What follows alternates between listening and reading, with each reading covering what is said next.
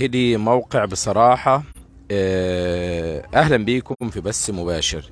كل سنة ورجال الشرطة الأوفياء بخير وصحة وسعادة وعافية إن شاء الله.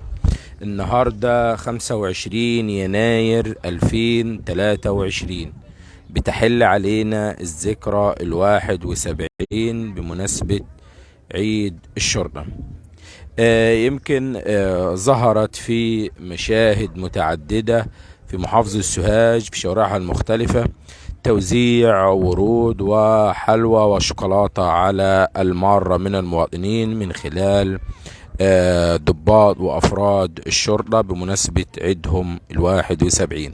النهاردة لقائنا مع الأستاذ راضي علي الطهطاوي ابن مدينة طهطا، شاعر العامية والفصحى.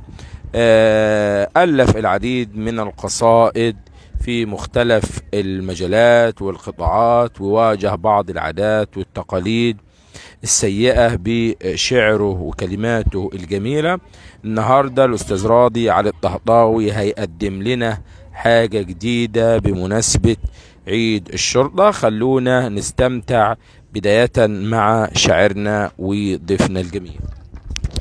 شكرا يا أستاذ عمار، وشكرا لموقع بصراحة، وصباح الخير على كل السادة المشاهدين. مع حضراتكم الشاعر راضي علي الطهطاوي، عضو اتحاد كتاب مصر من محافظة سوهاج مركز طهطا.